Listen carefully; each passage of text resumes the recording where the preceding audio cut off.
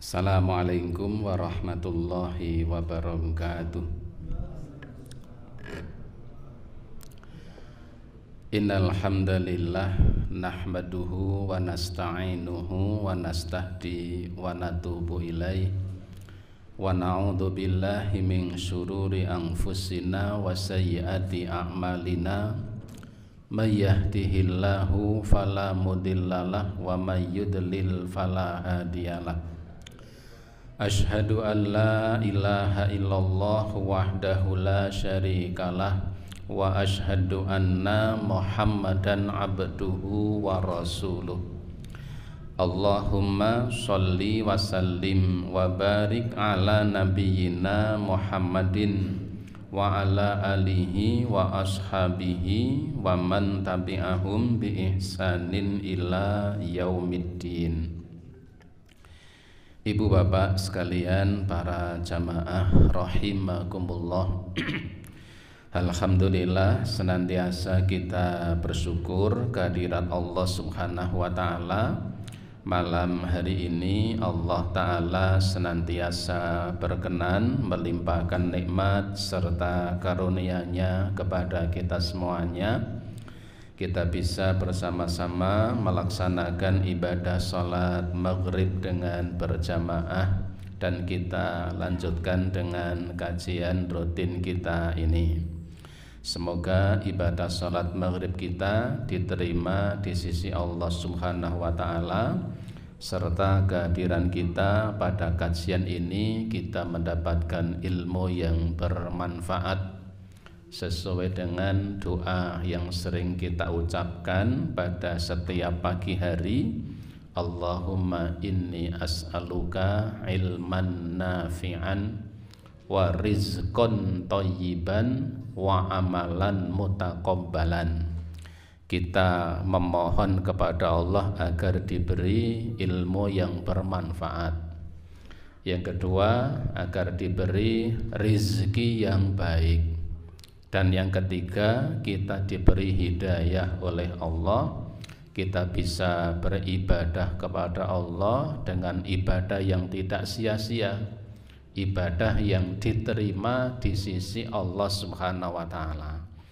Oleh karenanya, tidak sedikit di antara para ulama yang mengatakan bahwa ketika seorang mukmin Allah berikan kepadanya 3 perkara ini, maka sebenarnya itu telah mencukupi baginya sebagai bekal kehidupan di dunia. Artinya 3 ini ya menjadi sebuah pemberian yang sangat besar, yang sangat agung, yang harus selalu kita upayakan. Allah berikan kepada kita ilmu yang bermanfaat, rizki yang baik, dan bisa selalu istiqomah beribadah kepada Allah dengan ibadah yang diterima di sisinya.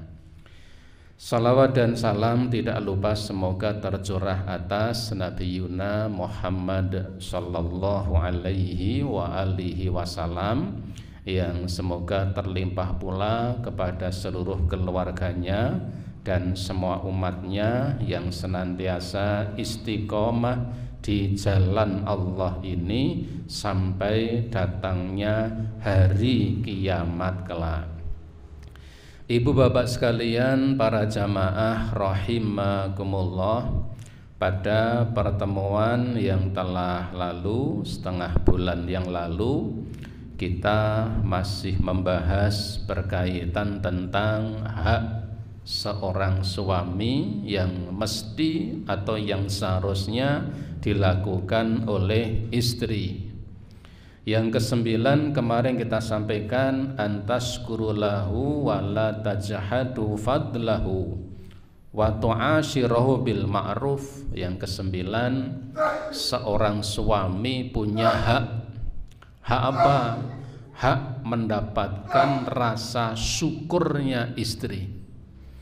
Suami mendapat hak, ya, mendapat hak menerima rasa syukurnya istri, rasa terima kasihnya seorang istri, dan seorang istri kecuali berterima kasih atas apa yang diberikan suaminya, kemudian juga tidak mengingkari apa yang diberikannya, kemudian juga wa tu'ashiru bil ma'ruf dan muasyarah, melakukan pergaulan dengan pergaulan yang ma'ruf.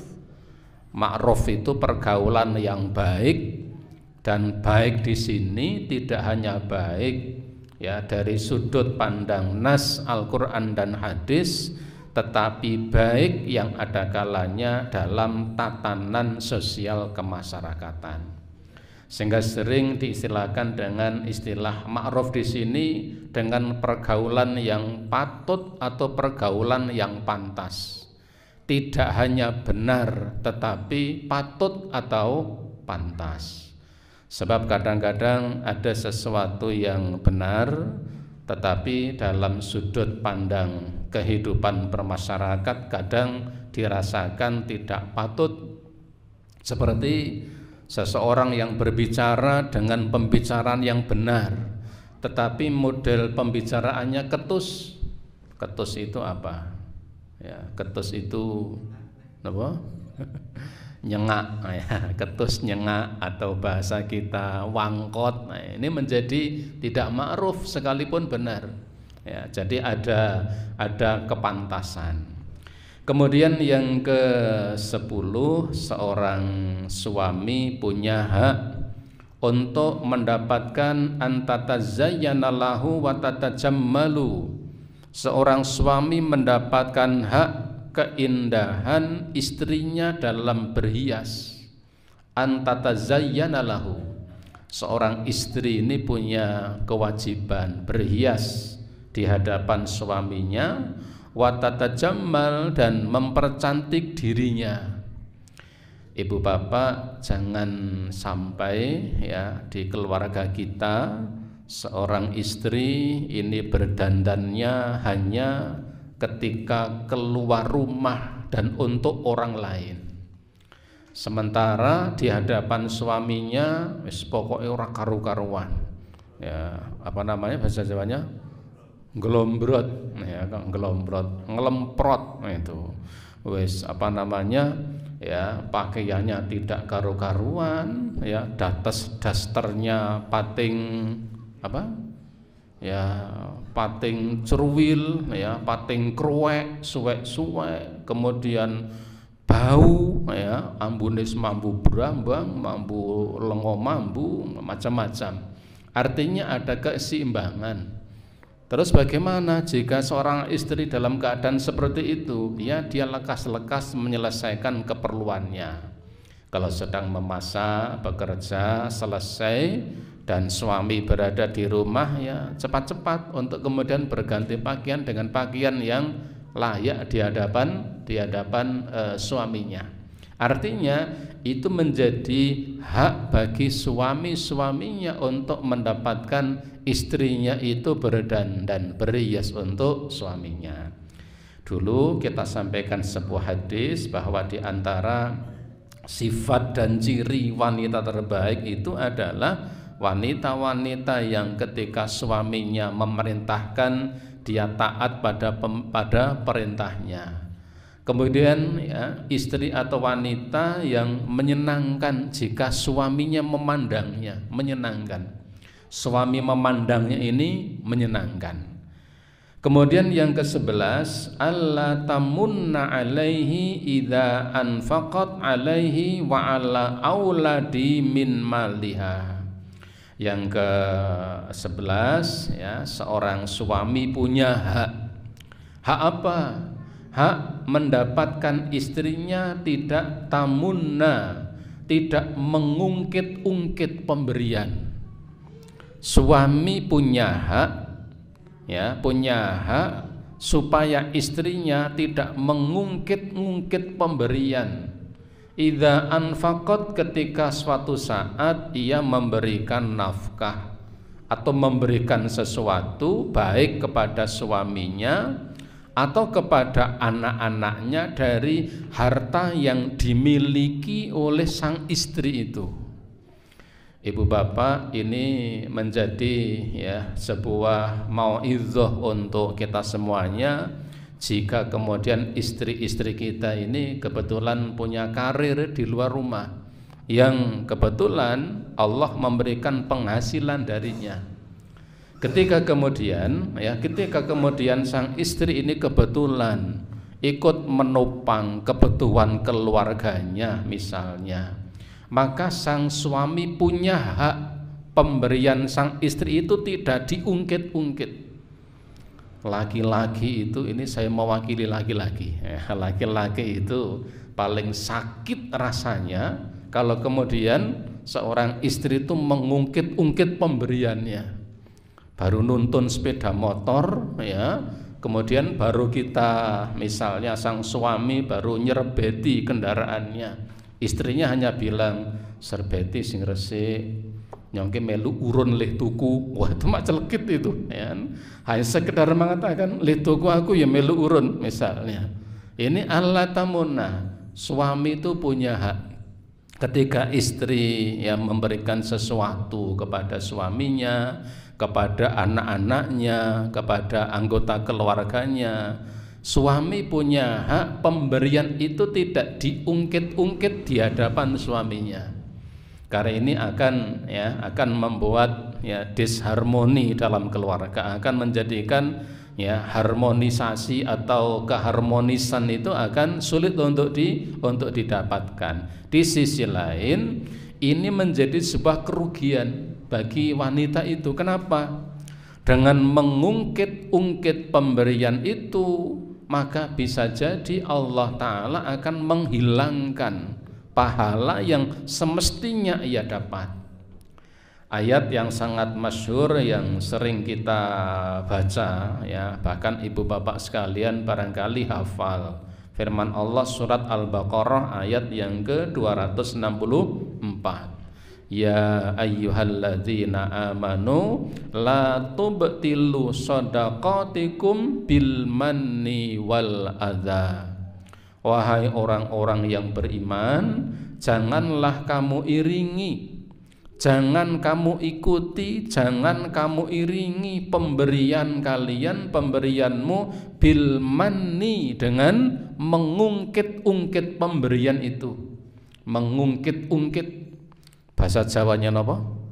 Ngundah-tundah ya, mengungkit-ungkit pemberian, wal adza, dan menyakiti dengan ucapan-ucapan ya, ucapan sing marakake mak selengkring di hati. Nah, ini termasuk hak seorang suami. Kemudian yang ke-12, antardha bil yasiri wa taqna'u bihi wa la tukallifuhu fawqa taqatihi. Yang ke-12, hak seorang suami ya.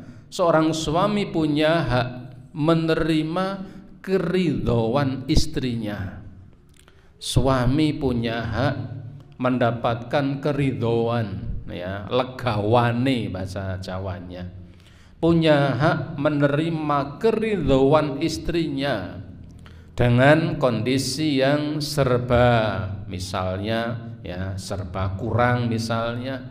Wa taqna'u bih, dan suami punya hak mendapatkan menerima sifat qanaahnya seorang istri, wala tukallifu fawqa taqatihi, yang pada prinsipnya seorang istri tidak membebani suaminya dengan beban di luar kemampuannya.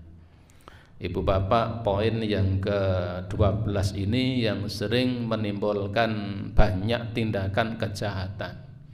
Karena seorang suami terdorong hatinya untuk memenuhi keinginan-keinginan istrinya yang barangkali di luar kemampuannya. Kalau tidak berhati-hati akan muncul tindakan kejahatan, dan pada akhirnya ini akan mengorbankan kehidupan rumah tangganya. Kenapa? Karena barangkali seorang istri meminta kepada suaminya hal-hal yang di luar kemampuannya, maka jadilah yang terjadi. Seperti yang sering kita lihat di berita-berita televisi, ya, di media sosial, tindakan kejahatan yang disebabkan karena partner dalam rumah tangganya itu sang istri. Ibu bapak jamaah rahimakumullah, di dalam Al-Quran di surat At-Tolak ayat yang ke-7, surat At-Tolak ayat yang ke-7 ini Allah Ta'ala dengan jelas mengatakan begini, liyunfik dzu sa'atim min sa'atih wa man qudira alaihi rizquhu falyunfik mimma atahullah la yukallifullahu nafsan illa ma ataha sayaj'alullahu ba'da usri yusra. Allah mengatakan begini, liyunfik dzu sa'atin min sa'atih. Betapa maha bijaksananya Allah Ta'ala. Liyunfik, hendaklah seorang suami memberikan nafkah kepada istrinya, dzu sa'atin, bagi para suami yang dilapangkan dalam urusan rizkinya, maka hendaklah yang memberikan nafkah kepada istrinya min sa'ati, sesuai dengan keluasan rizkinya. Isyarat ini, kalau seorang suami ini Allah berikan kepadanya kemudahan dalam rizki, jangan pelit kepada istrinya. Ini Allah Ta'ala nyatakan, liyunfik dzu sa'atin min sa'ati, hendaklah seorang suami, seorang laki-laki memberikan nafkah kepada istrinya jika ia diberi keluasan dalam masalah rizki. Hendaklah ia berikan kepada istrinya sesuai dengan kelapangannya. Kalau memang penghasilannya banyak, istri berhak untuk mendapatkan nafkah yang banyak. Tapi Allah juga adil, waman qudira alaihi rizquhu falyunfik mimma atahullah. Apa kata Allah? Waman qudira alaihi, tetapi bagi siapa saja yang rizkinya terbatas. Bahasa Jawanya apa? Wong sing panguripane cupet, kan begitu. Waman qudira alaihi rizquhu, dan barang siapa yang Allah batasi rizkinya, tidak sebagaimana umumnya ada yang rizkinya banyak, tetapi bagi siapa yang Allah batasi rizkinya terbatas, falyunfik mimma atahullah, maka hendaklah ia memberikan nafkah kepada keluarganya dengan apa yang Allah telah berikan kepadanya. Jangan melampaui, nanti keluarganya yang akan menjadi korban. Kalau ada seorang suami Allah berikan keluasan kepada dalam masalah rizki, boleh ia memberikan kepada istrinya sesuai dengan kelapangannya. Kalau istrinya kalau memang hartanya banyak, rizkinya luas, tidak apa-apa, istrinya diberikan pajero misalnya. Nek perlu pajero sing tingkat, tidak ada kan. Artinya apa? Kalau memang seorang suami itu Allah berikan kelapangan rizki, jangan bakhil, itu Allah katakan begitu. Tetapi demikian sebaliknya, waman qudira alaihi, tetapi siapa yang memang rizkinya dibatasi, terbatas, panguripane cupet. Coba sekalian, ayat ini kita kita cermati. Allah katakan, falyunfik mimma atahullah, hendaklah ia berikan kepada istrinya sesuai Allah berikan, jangan melampaui di atas kemampuannya. Nanti ibarat rumah tangga itu menaiki bahteranya pecah di tengah perjalanan. Kenapa? Karena dia berusaha melakukan sesuatu di atas kemampuannya. Mohon maaf Ibu sekalian, berapa banyak keluarga yang di tengah perjalanan kandas dan hancur. Kenapa? Karena salah satu di antara kedua pasangan selalu menginginkan keinginannya terpenuhi, sementara itu di atas kapasitasnya. Yang terjadi apa? Hutang sana, hutang sini, numpuk hanya untuk memenuhi keinginannya. Nanti korbannya adalah rumah tangganya. Maka Allah di dalam ayat ini Allah sangat adil. Siapa saja di antara para suami yang Allah berikan kelapangan dalam urusan rizkinya, berikan istri itu sesuai dengan kelapangan rizkinya. Tetapi yang memang rizkinya terbatas, ya, yang terbatas, berikan apa yang Allah anugerahkan kepada orang itu dengan rizki yang terbatas itu sebagai nafkah untuk istrinya. La yukallifullahu nafsan illa ma ataha. Allah Ta'ala tidak akan membebani seseorang, ya, kecuali dengan apa yang Allah telah berikan kepadanya. Ibu bapak, kalau para suami, ya, tidak bisa memberikan pajero kepada istrinya lantaran memang tidak ada kemampuan, tidak akan ada hisab di akhirat persoalan itu.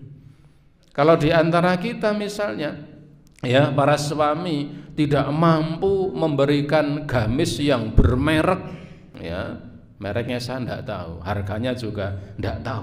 Kalau memang tidak mampu, ya kita tidak akan, para suami tidak akan punya apa, tidak akan ditanya, ya, persoalan itu. Tetapi kalau ada kemampuan tetapi tidak memberikan, ini yang bermasalah. Ini di surat At-Tolak ayat yang ke-7 ini. Ayat ini Masya Allah memberikan rambu-rambu bagaimana pasangan suami istri dalam bermuasyarah, dalam berhubungan mengelola keuangan rumah tangga. Sehingga, ya, ketika kemudian memang Allah berikan kelapangan, berikan sesuai kelapangannya. Tetapi jika memang tidak punya kemampuan, tidak perlu melampaui batas kemampuannya, karena yang terjadi bisa jadi nanti akan bahtera rumah tangganya yang goncang. Yang ke-13, alla taf'alu ma yu'dhihi wa yaghdabahu. Yang ke-13, ya, hak seorang suami. Suami punya hak agar istrinya tidak melakukan sesuatu yang menyakitinya. Ya, kalau seorang istri menyakiti suami itu biasanya bukan dengan tindakan fisik, ya, tetapi dengan kata-kata. Seorang suami punya hak istrinya tidak menyakiti suaminya dengan kata-kata, dengan ucapan, wa yaqdabahu, dan punya hak untuk, ya, untuk tidak menjadikan suaminya itu marah, menerima sesuatu, perlakuan sesuatu yang menjadikan suaminya marah.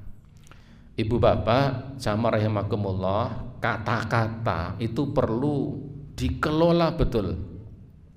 Ibu bapak, saya baca di satu kitab yang ditulis oleh Dr. Umar bin Abdillah. Dr. Umar bin Abdillah, seorang dosen, seorang ulama di Timur Tengah, ya, beliau menulis satu kitab, Khamsina Qaidun Qur'aniyatun lin nafsi wal haya. Beliau menulis satu kitab cukup bagus. Ini yang sedang saya kaji, saya jadikan beberapa tema di beberapa pengajian. 50 kaidah yang Allah terapkan dalam Al-Quran supaya kehidupan dalam berumah tangga, dalam bermasyarakat, dalam bernegara menjadi baik. 50 kaidah, ya, yang ada di dalam Al-Quran. Dengan kaidah-kaidah itu jika dilaksanakan, insya Allah kehidupan dalam berkeluarga, dalam bermasyarakat, dalam berbangsa bernegara itu akan menjadi baik. Ibu bapak perlu panjenengan tahu kaidah yang pertama yang disebut dalam kitab itu apa? Wa qulu linnasi husna. Biasakan untuk berbicara yang baik. Membiasakan untuk berbicara yang baik. Baik dari sisi apa yang diucapkan maupun baik dari sisi cara mengucapkannya. Kalimatnya wa qulu linnasi husna. Biasakan untuk mengucapkan kata-kata yang baik, baik isinya maupun cara mengucapkannya. Allah katakan linnas, kepada semua manusia, membicarakan untuk berbicara yang baik. Seorang suami berbicara kepada istrinya dengan pembicaraan yang baik. Seorang istri kepada suaminya juga dengan perkataan yang baik. Seorang anak kepada orang tuanya, Allah katakan wa qulu qaulan karima, perintah untuk mengucapkan kata-kata yang baik. Kepada orang-orang di luar kaum muslimin saja, Allah katakan dalam surah Al-Ankabut wala tujadilu ahlal kitabi illa billati ahsan. Wahai orang-orang yang beriman, janganlah kamu berdebat, berbantah-bantahan dengan kaum ahli kitab, dengan orang-orang di luar kaum muslimin, illa billati ahsan, kecuali dengan cara yang baik. Kepada orang kafir pun tetap berbicara yang baik. Itu rambu-rambu Al-Quran. Bahkan ya, kalau kita buka di surat Al-Furqan ayat-ayat bagian akhir, ketika Allah Ta'ala menjelaskan tentang sifat-sifat ibadur rahman, ayat yang pernah dibaca di sholat isya oleh imam kita ya, Ustaz Tamim, di situ ada tanda-tanda ibadur rahman. Ibadur rahman itu artinya hamba Allah yang mulia, hamba Allah yang baik. Allah Ta'ala sebut dengan orang-orang dengan kriteria tertentu dengan sebutan ibadur rahman. Kalau tidak salah di ayat yang ke-63 Allah Ta'ala mengatakan wa ibadur rahmanul ladzina yamshuna fil ardi hauna wa idza khatabahumul jahiluna qalu salama. Orang-orang ibadur rahman itu mereka berjalan di muka bumi dengan hauna, dengan tawadhu, tidak sombong ya. Sombong itu kalau tempat saya di Tembara sana mengatakan sombong itu kemelinti, kemelinti atau apa nama lain dari kemelinti itu ya, kemetak itu. Dan kemelinti, kementak, kemetak, kementus ya, meluto ya, mentrek dan lain sebagainya ini. Apa kata Allah? Ibadur rahman itu orang-orang yang berjalan di muka bumi dengan hauna. Lalu apa kata Allah? Wa idza khatabahumul jahiluna qalu salama. Dan ketika ia menyapa jahiluna, siapa jahilun itu? Kalau di beberapa kitab tafsir, jahiluna itu adalah para pelaku maksiat. Dan mereka ketika menyapa, berbicara dengan pelaku maksiat, qalu salama, mereka mengucapkan kata-kata yang baik. Jadi kaidah pertama di Al-Quran itu membiasakan berbicara yang baik, berbicara yang baik. Bahkan ibu bapak rahimakumullah, kepada orang yang kita sering anyel, mangkel ya, siapa yang dimangkeli itu ya, kalau di surat Wadduha itu orang-orang yang sering meminta-minta. Orang yang meminta-minta itu nek bola bali itu nganyeli ya. Meminta sekali kita kasih sambil senyum, nggih monggo. Besok dia datang lagi kita kasih lagi, tapi senyumnya tidak selebar yang kemarin ya, padahal orang ini ya, yang memberi ini dia sudah berkali-kali membaca makalah The Power of Smile katanya ya, betapa dahsyatnya apa? Senyuman. Ketika kemudian orang yang kemarin datang lagi ya, kemarin diberi senyum, besok datang lagi orang itu lagi diberi, senyumnya sudah tidak selebar kemarin. Besok dia datang lagi, minta lagi, dikasih lagi, tapi senyumnya hilang. Besok lagi dia datang lagi, minta lagi, orangnya itu lagi, senyum tapi tidak dikasih.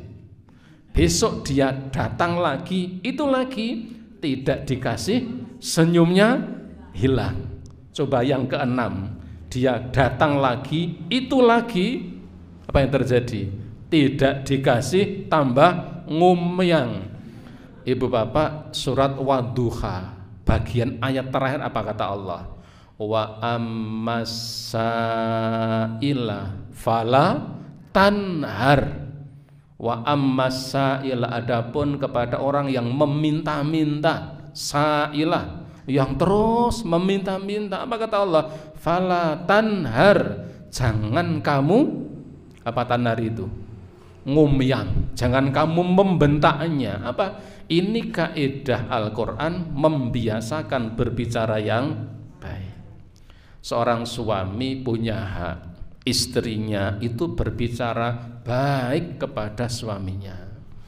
Kalau orang Jawa dengan boso itu akan lebih bagus, meskipun itu sulit, ya, sulit membiasakan, ya, pakai boso kromo. Saya husnudzon, ya, istri-istri bapak-bapak sekalian itu do boso pas nganten anyar.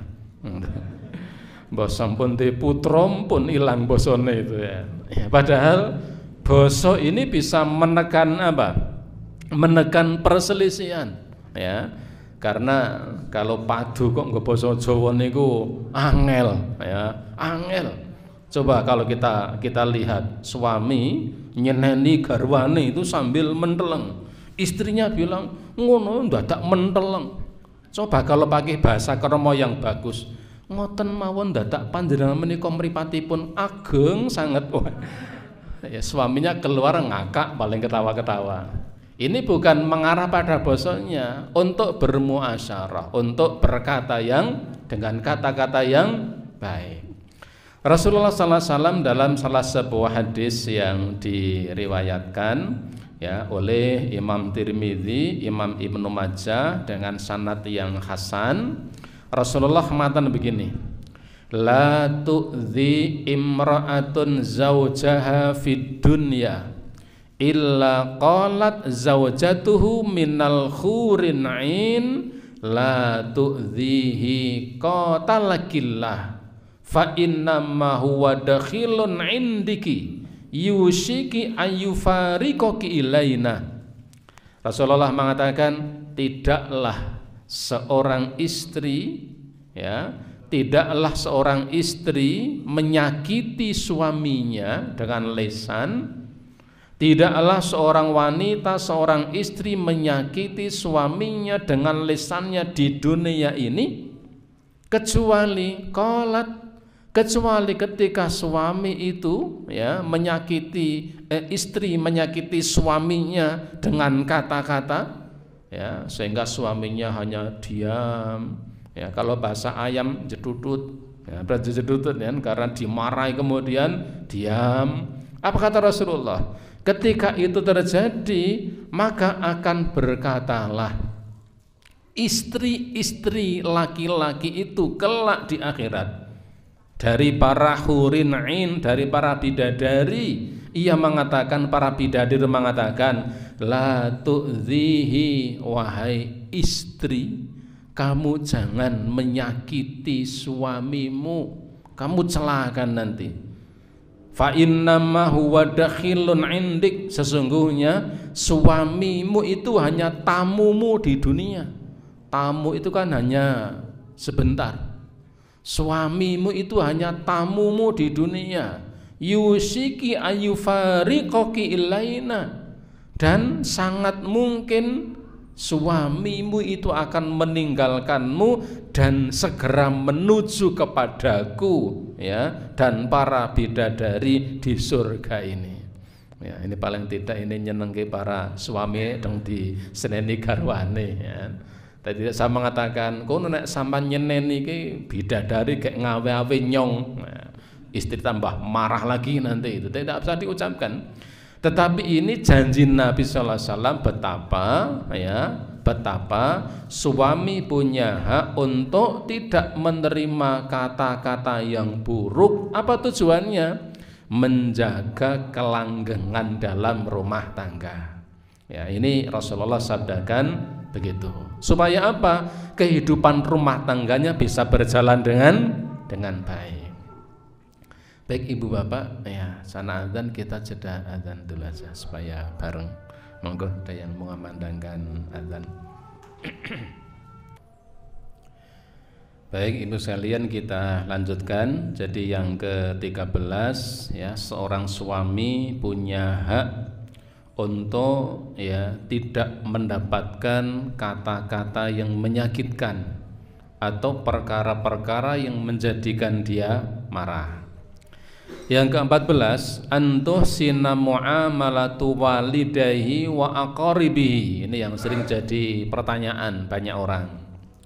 Yang ke-14, termasuk hak seorang suami adalah suami punya hak untuk mendapatkan perlakuan baik dari istrinya, walidayhi, kepada orang atau kedua orang tuanya.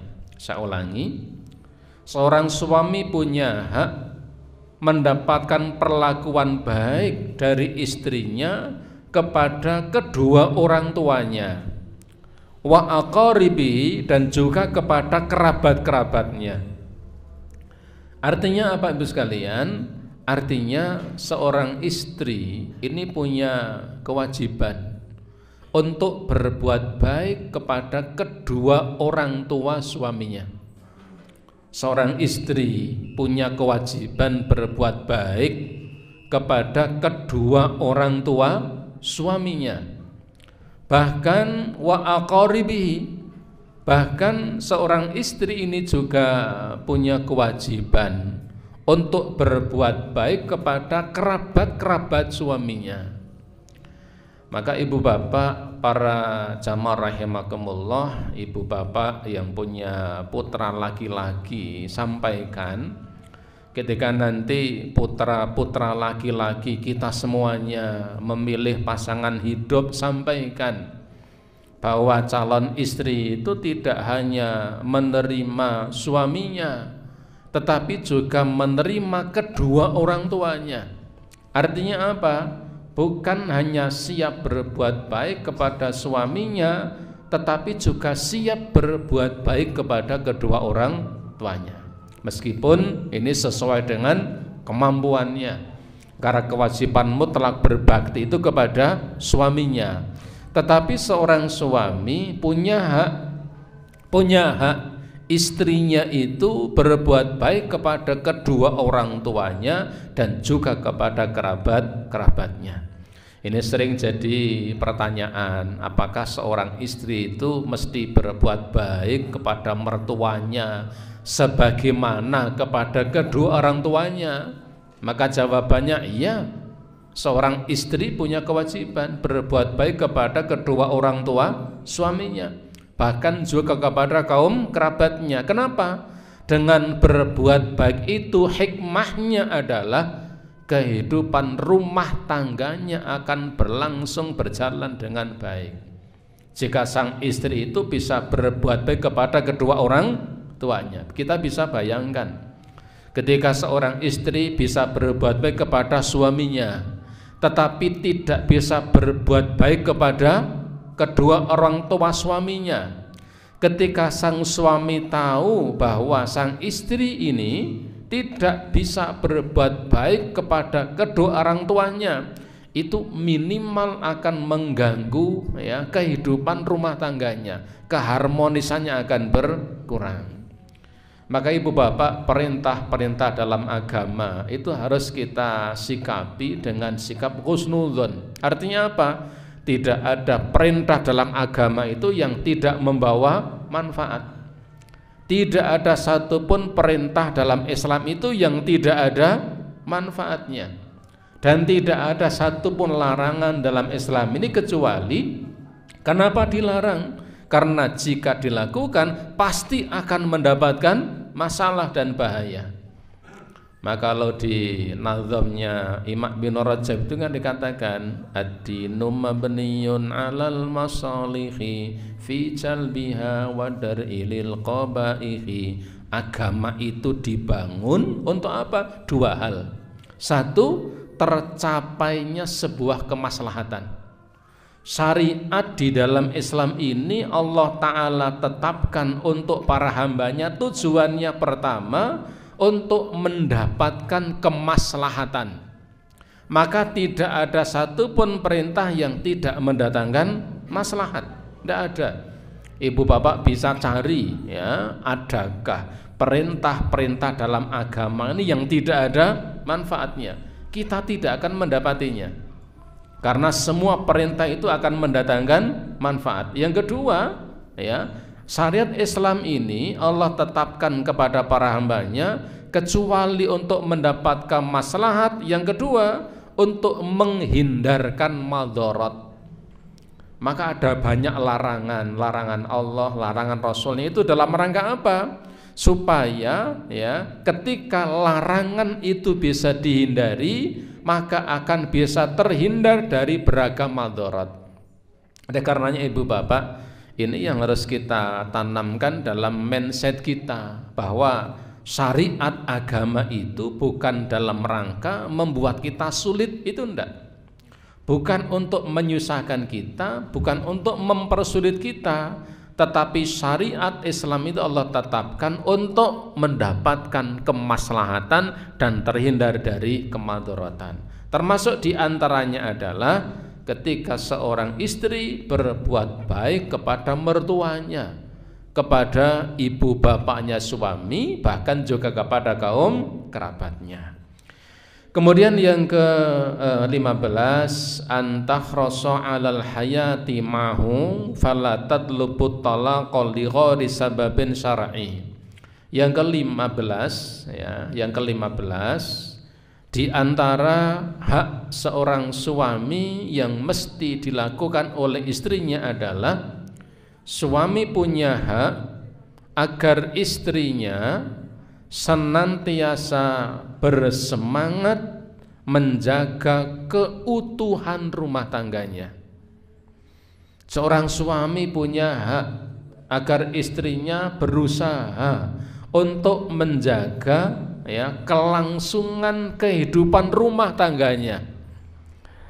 Ibu bapak, ada satu pepatah, tidak selalu yang dibayangkan itu lebih indah dari kenyataannya. Banyak terjadi tragedi dalam rumah tangga, kandas di tengah perjalanan dengan satu angan-angan, kalau rumah tangga saya selesai, nanti saya mendapatkan suaminya, dia mengatakan mendapatkan istri si fulana, kemudian istrinya juga berandai-andai nanti saya akan mendapatkan suami si fulan, nanti kehidupan saya pasti lebih bahagia. Siapa yang bisa menjamin demikian? Sering terjadi ya, sering terjadi. Kenyataan itu tidak seindah apa istilahnya angan-angan.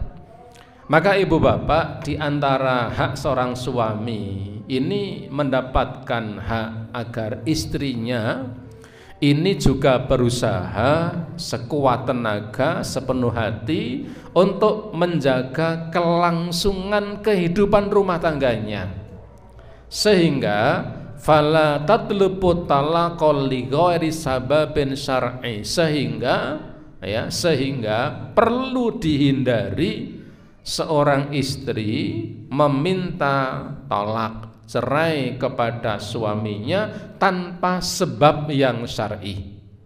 Kalau ada sebabnya boleh, nanti ada pembahasan terkait tentang perceraian setelah bab-bab ini, nanti akan ada. Jadi seorang istri itu sebisa mungkin untuk tidak meminta cerai ya. Istilahnya khulu, meminta cerai kepada suaminya, agar suami menceraikan istrinya, kecuali karena sebab-sebab syar'i. Kenapa ibu bapak? Pada asalnya perceraian itu hukumnya adalah makruh, meskipun nanti akan menjadi mubah. bahkan menjadi dianjurkan, ya, sesuai dengan kondisi yang ada. Tapi hukum asalnya adalah makruh. Kenapa makruh? Karena hukum asalnya adalah Allah memerintahkan kepada, ya, orang-orang mukmin untuk membangun rumah tangga. Perintah Allah itu kepada laki-laki untuk beristri, perintah kepada kaum wanita memiliki suami, itu perintah Allah Ta'ala dan sunnah Rasulnya. Ketika kemudian Allah memerintahkan supaya umat Islam itu membangun rumah tangga, ya, maka membubarkan rumah tangga ini berarti bertentangan dengan perintah Allah SWT. Memang para ulama mengatakan bahwa hukum asal dari perceraian itu adalah makruh, meskipun itu akan menjadi mubah. Bahkan ada yang mengatakan sunnah jika memang mengharuskan perceraian itu terjadi dengan alasan yang syar'i. Tetapi terlepas dari itu, ya, tetap seorang suami punya hak, ya, bahwa istrinya ini untuk bisa menjaga kelangsungan kehidupan rumah tangganya, ya, sehingga tidak meminta untuk diceraikan kecuali dengan alasan-alasan yang syar'i. Faqad qala an-nabiy sallallahu alaihi wasallam, ya, sungguh Rasulullah sallallahu alaihi wasallam pernah bersabda dalam salah sebuah hadis yang diriwayatkan oleh Imam Tirmidzi, Imam Abu Dawud, Imam Ibnu Majah, dan hadis ini sahih. Rasulullah mengatakan, ayyumam ra'atin sa'alat zawjahat talaqa min ghairi ma ba'sin faharamun alaihi raihatul jannah. Rasulullah mengatakan, ayyumam ra'atin, siapa saja di kalangan para wanita, para istri, sa'alat zawjahat talaqa, meminta kepada suaminya agar suaminya menceraikannya, min ghairi ba'sin, tanpa alasan yang sah, tanpa alasan yang benar, ya. Kalau itu terjadi, seorang istri meminta kepada suaminya agar suaminya menceraikannya tanpa alasan yang syar'i, tanpa alasan yang benar, maka Rasulullah mengancamnya dengan sabda beliau, faharamun alaiha, maka diharamkan baginya raihatul jannah, bau wanginya surga. Di riwayat yang lain, surga itu bisa dicium baunya dari jarak sekian sekian sekian. Ya, ini menggambarkan bahwa bau surga itu bisa dicium dari jarak yang jauh. Tidak kalah dengan bau durian. Ya, kalau durian itu kan, ya, apa namanya, kiosnya di sana itu 50 meter sebelum sampai itu sudah baunya kenapa? Ngibrit kan begitu, ya. Surga demikian, surga demikian. Baunya bisa dicium dari, kata Rasulullah, dari masiratin kada wa kada, dari jarak sekian, sekian dan sekian. Artinya apa? Bau surga bisa dicium dari jarak yang jauh. Kalau Nabi mengatakan, maka orang seperti ini tidak akan mendapatkan baunya surga, menunjukkan bahwa orang yang seperti ini sangat jauh dari surga Allah Subhanahu wa taala. Ambune wae ora oleh apalagi rasanya. Bagi siapa? Seorang wanita meminta cerai kepada suaminya tanpa alasan yang syar'i. Tetapi kalau ada alasan syar'inya boleh, tidak mengapa. Itu terjadi di zaman Nabi Shallallahu Alaihi Wasallam. Ada beberapa sahabat yang mengadu kepada Nabi, ada beberapa sahabiah, ya, yang mengadu kepada Nabi, ya, tentang kekhawatiran melangsungkan hubungan dengan suaminya, kekhawatiran nanti tidak bisa taat kepada suaminya yang mengakibatkan Allah murka, ia tidak kuat, maka Rasulullah pun menengahinya dengan apa? Menceraikannya. Artinya apa? Jika ada alasan syar'i, alasan yang diterima secara syariat, tidak mengapa, hukumnya adalah boleh. Yang tidak boleh itu ketika tidak ada alasan yang bisa diterima secara syar'i. Nanti akan ada pembahasan tersendiri terkait talak atau perceraian ini. Ya, kita harapkan kajian kita fikih munakahat ini nanti sampai di sana.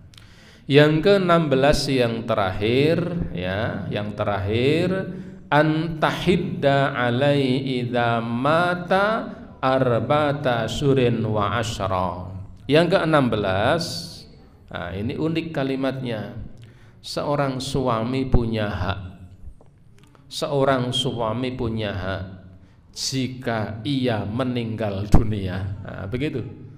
Jika ia meninggal dunia, istrinya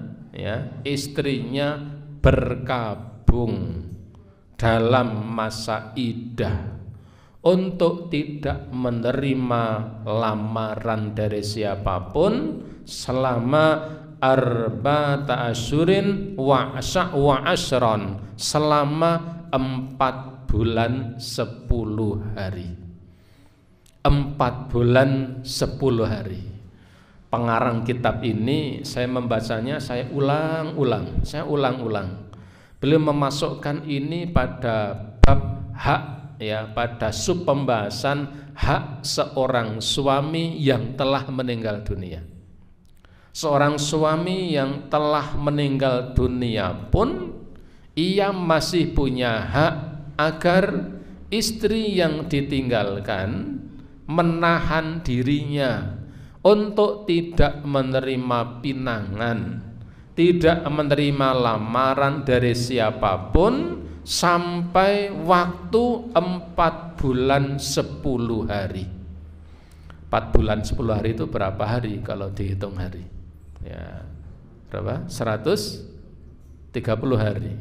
Ya tidak kurang lebihnya 130 hari. 130 hari itu adalah masa berkabung, ya, untuk tidak menerima pinangan dalam rangka menunaikan hak suaminya yang telah meninggal dunia. Sekalian, ini indahnya syariat Islam. Ya, syariat Islam, sudah meninggal saja masih punya hak. Ketika suami meninggal dunia, maka istri yang ditinggalkan ini, ya, dia berkabung masa iddahnya, ya, tidak menerima pinangan, tidak menerima lamaran sampai batas waktu atau sampai, ya, lamanya 4 bulan 10 hari. Meskipun ibu bapak, sebagian ulama membolehkan menerima lamaran dengan sindiran. Ya, dulu kita bahas, ya, terkait tentang khitbah, tentang hukum dalam meminang atau melamar. Sebagian ulama membolehkan ketika seorang suami pada masa iddah, yang masa iddah itu disebabkan karena kematian suaminya, maka di saat masa iddah yang mestinya tidak boleh menerima lamaran, ia boleh menerima dengan sindiran. Ya, bagaimana mengucapkannya? Beda tempat barangkali berbeda, ya, sindiran. Ya, saya tidak bisa memberikan contoh, ya, belum bisa membayangkan, nah, itu dengan kata-kata sindiran. Tetapi kalau wanita yang dalam masa iddah, ya, karena dicerai oleh suaminya, baik cerai pertama, cerai kedua, maka sang istri di masa iddah itu tetap tidak boleh menerima lamaran meskipun dengan kata-kata sindiran. Karena itu masih menjadi haknya suami untuk kembali kepadanya. Nah, karena yang ke-16 ini, sang suami tidak mungkin kembali kepada istrinya karena sudah meninggal dunia. Nah, kembali ya malah medeni itu. Karena tidak mungkin untuk kembali, maka menerima dengan sindiran, sebagian ulama membolehkannya. Nah, di sini pengarang kitab ini, nah, ini menjelaskan bahwa itu termasuk hak seorang suami yang telah meninggal dunia, agar supaya istrinya menunggu masa iddah ini sampai dengan waktu 4 bulan 10 hari. Waqad taqaddama hadza fil janaiz. Ini telah disebutkan dalam kitab beliau ya, di dalam bab terkait tentang jenazah. Ibu bapak, ini dari nomor 1 sampai 16 ini adalah hak seorang suami yang mesti ditunaikan oleh istrinya. Yang selanjutnya adalah hukukuz zaujatu ala zaujiha. Yang berikutnya adalah hak seorang istri atas suaminya. Nah, sehingga ada timbal baliknya. Kalau yang kemarin kita bahas itu adalah hak seorang suami yang mesti ditunaikan oleh istrinya, maka bab yang selanjutnya itu adalah hak istri yang harus ditunaikan oleh suaminya. Apa saja, insya Allah bisa kita lanjutkan pada pertemuan yang akan datang. Ibu bapak para jamaah rahimakumullah, sampai di sini pembahasan kita malam hari ini. Semoga bermanfaat. Sebelum saya akhiri, barangkali ada pertanyaan. Kalau ada kami persilahkan, jika ada. Monggo. Oh nggih, monggo.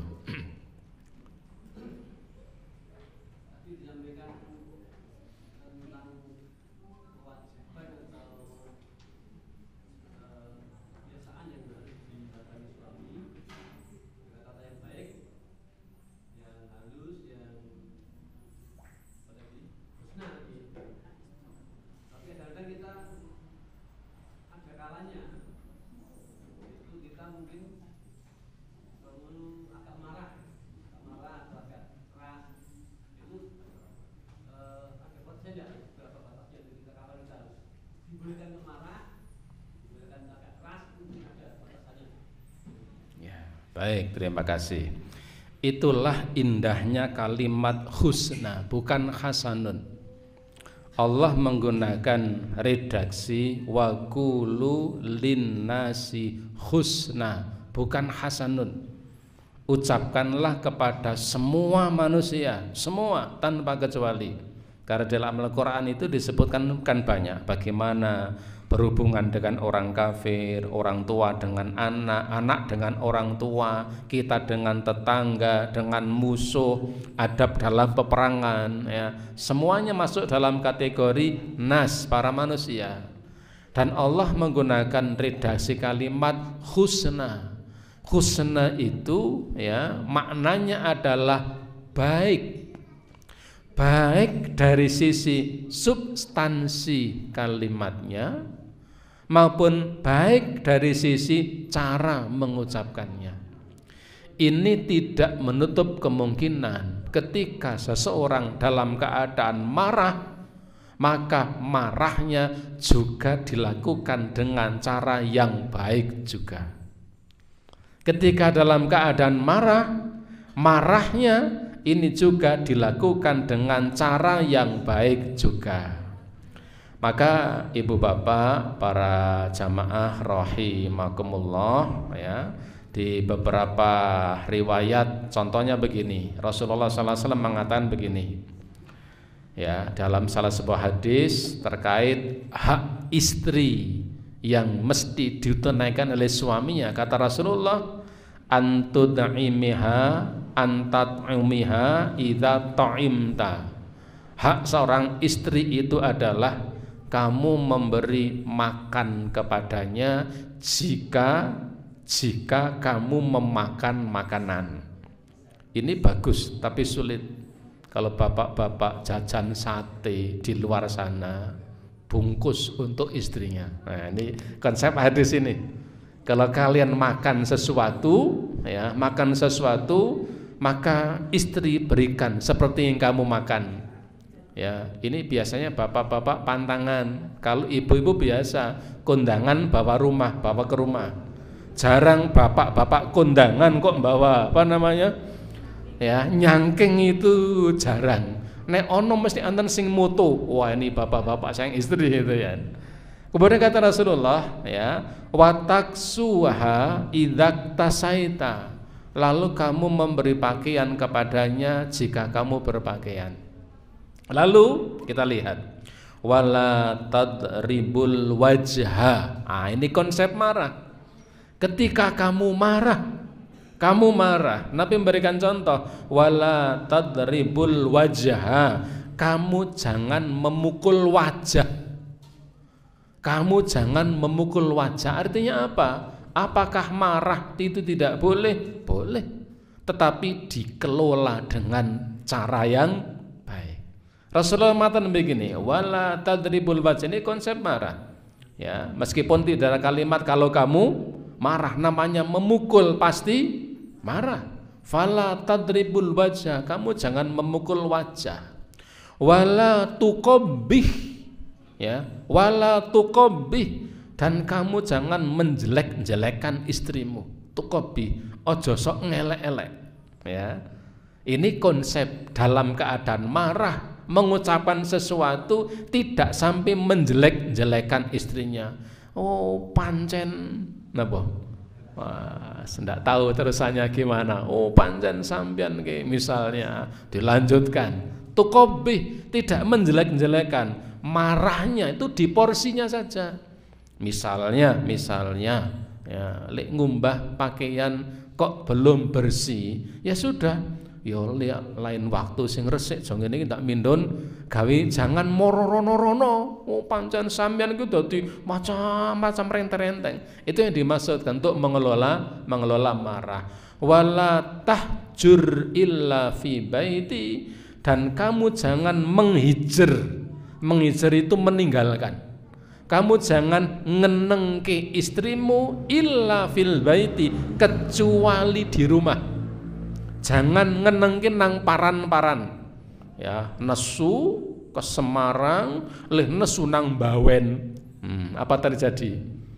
Istrinya didukke, Bawen ditinggal. Ini Rasulullah memberikan rambu-rambu. Ini diantara salah satu contoh bagaimana ketika mengelola marah. Artinya jika memang kemudian marah, tapi dikelola dengan cara yang baik. Ibu bapak bisa melihat, ya, bisa membaca browsing tentang hadisul ifki, tentang gemparnya Madinah karena berita hoax.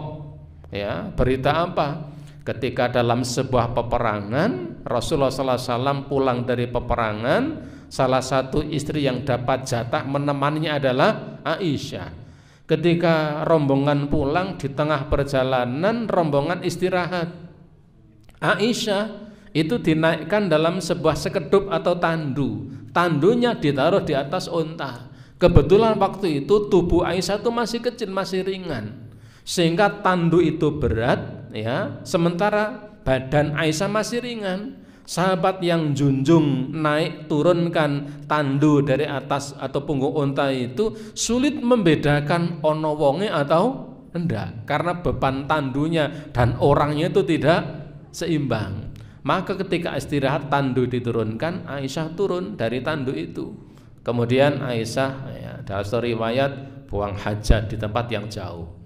Begitu kembali ke tandu, dia melihat bahwa kalungnya itu jatuh. Diingat-ingat, oh ini jatuhnya tadi waktu di sana. Ia keluar dari tandu, kembali ke sana. Sampai di sana ketemu, ya, setelah ketemu barangkali saking senenge ketemu, kemudian apa yang dilakukan? Ketika Aisyah kembali ke tandu itu, ternyata rombongan sudah berangkat semuanya. Aisyah hanya duduk, ya, menutup wajahnya, dan Aisyah yakin dalam hatinya pasti rombongan akan kembali jika tahu bahwa tandunya ringan. Tapi ternyata terus sampai ke Madinah. Ternyata setelah rombongan berlalu, lewatlah ada seorang pemuda namanya Sofwan. Ketika Sofwan itu lewat di tempat itu, dia faham itu adalah Aisyah. Ketika lewat di situ, Sofwan hanya mengatakan innalillah, tok, tanpa ada kata lain. Tidak kemudian, oh kok jenengan to Aisyah, wah keri nopo, enggak. Dia hanya mengatakan innalillah. Setelah itu ontanya itu didekemke, Aisyah pun naik. Ketika onta itu sampai ke Madinah, orang-orang munafik melihat, wah ini ada peluang untuk goreng opini, sehingga narasinya sesuai dengan yang goreng opini itu, sehingga kabar yang beredar apa? Orang munafik mengatakan Aisyah bermain di belakang. Karena Rasulullah sudah tua, sementara Sofwan masih muda, maka terjadilah berita itu. Dan itu 1 bulan, ibu bapak, Rasulullah mendapatkan itu, dada beliau itu sesak. Meskipun tidak langsung marah kepada Aisyah, tapi betapa habar itu sudah satu Madinah tahu semuanya, ya, yang digoreng berita oleh orang munafik itu bahwa istri Nabi Aisyah berbuat serong, ya, sampai kemudian Aisyah jatuh sakit, sampai Aisyah minta izin kepada Nabi pulang ke rumah bapaknya. Orang-orang munafik melihat Aisyah pulang ke rumah orang tuanya, tambah dadi, nah toh purian toh. Apakah Nabi tidak sesak? Sesak, marah. Abu Bakar apa tidak marah? Marah. Karena ya, antara marah dan perasaannya kecamuk. Beliau marah kepada Fatimah, tapi ya, kepada Aisyah, tapi tidak mampu untuk mengucapkan kata-kata, tidak ada bukti. Itu salah satu di antara, bolehkah marah? Boleh, tetapi dikelola dengan cara yang baik. Suami marah kepada istrinya, di antara tadi tidak memukul wajahnya, tidak tukobih, tidak ya ngunek-unekke, ya begitu, tidak ngunek-unekke, tidak ngenengke kecuali di dalam rumah. Itu saja para ulama mengatakan jangan lebih dari 3 hari, haram kalau lebih dari 3 hari. Maka kalau sudah 3 hari, piye carane supaya bisa omong-omongan lagi, mungkin kedep-kedepan meripat, mendong guyu, itu kemudian itu salah satu di antara cara-cara. Artinya apa? Ya, kalimat husna di situ bukan kemudian tidak marah, tetapi ketika marah pun tetap dengan tata cara yang baik. Wallahu alam bisawab. Ya, sampai di sini kita cukupkan dengan kafaratul majlis.